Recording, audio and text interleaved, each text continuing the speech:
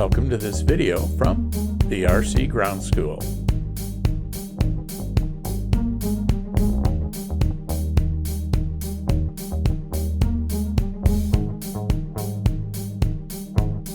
One of the advantages of EPO foam models is that they are easy to assemble. Nearly all the more complicated items are completed during the manufacturing process. In this video, we'll take a look at some of the things you'll want to be aware of when putting together your first trainer. Your first step is to review the instructions. Become familiar with the flow of the assembly and make note of any steps that seem misplaced, and then follow through the process to understand why they are listed where they are. For example, one model I assembled called for installing all the control horns on the empennage except one. Well, I was on a roll and put them all on. Only later did I notice that the horizontal stabilizer had to slide through a narrow slot in the tail section. Of course, it wouldn't fit with the control horn attached. Most models will come with a few small screws and other parts. It's a good idea to obtain a small muffin pan or other compartmentalized box to place and label the various pieces. Again, speaking from experience, there doesn't seem to be much difference between a 20mm and a 25mm machine screw, but it's likely something isn't going to fit right when trying to use the wrong screw in the wrong hole. This is especially common on tail assemblies that bolt on. Have a ruler or tape measure graduated in millimeters and double check both diameter and length. Next, make sure you use the appropriate adhesives. Most tube glues that come with foam models are contact cement and will work well. Remember that contact cement requires you to put glue on both surfaces, push them together to even out the glue, and then pull them apart to let them start to cure for a moment or two. After the time has passed, push the parts together in one firm, quick motion. You won't have much time to make adjustments. As the name implies, the glue will stick on contact. Some folks have favorite retail contact cements, such as the Foam Tack brand.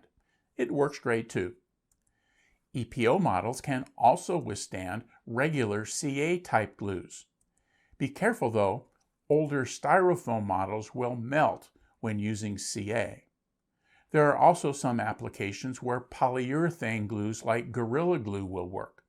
It's not the best choice when joining parts that have a tight fit. Since it foams up as it cures, it can push the pieces you're gluing apart a little bit, causing them not to fit in the space molded for them. When space is not an issue, however, it's tough, strong adhesive. Here's a clip from one of my assembly videos where I demonstrate using contact cement. We'll start with this side, and this is contact cement, so that means you're going to put glue on both sides of the wing. You can be fairly generous with it.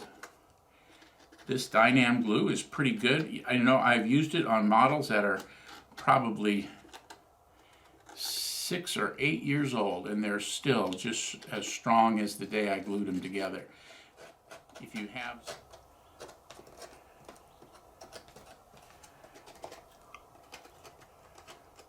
there. And then what I'm going to do is put these two together like this. Notice I haven't put the spar in, I know, don't worry.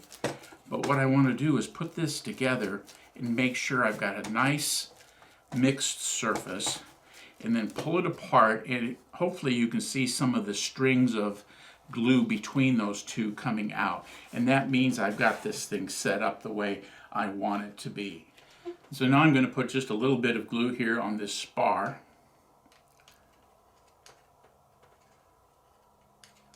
I don't want that to come out.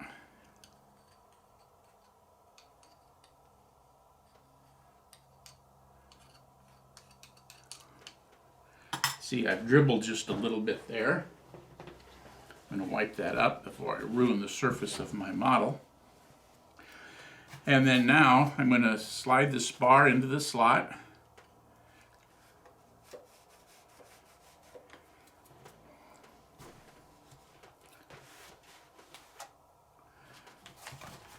And then I'm going to slide it into the other side. Wiggle it around a little bit. And then now, since this glue is contact cement and it's been sitting for about, maybe 2 minutes, it's gotten tacky. So at this point, I want to push these wings together quickly and firmly, because when I get it together, because it's contact cement, it's going to stick.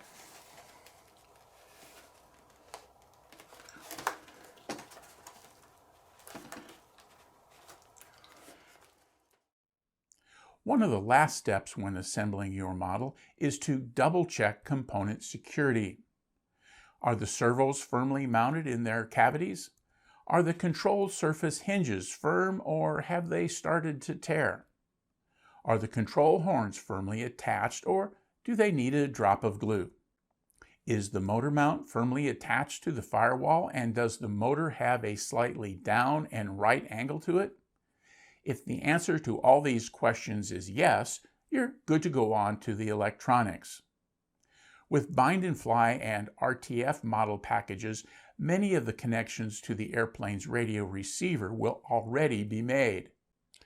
In most cases, the only connections you'll need to make are those for the ailerons and flaps coming from the wing assembly and the rudder and elevators on the empennage. Some models have various LED lights that will also need attaching. Servo leads normally have one of two color schemes. One is brown, red, and orange, and the other is red, yellow, and black. In both cases, the red is positive. Black or brown is negative, and orange or yellow is the signal lead. Your receiver will likely have tiny symbols representing the three leads molded into the case near where the connectors connect. If some of the servos are already mounted, just match the colors already connected. Servos won't work if their connectors are mounted backwards. At this point, if all the assembly steps are complete, you're ready to go. The exception is mounting the prop. Since there is usually transmitter setup involved, I leave the prop off until all transmitter programming is also complete and the transmitter and receiver have been bound together. I'll verify the center of gravity with the prop and battery installed after programming the transmitter, although I won't plug the battery in.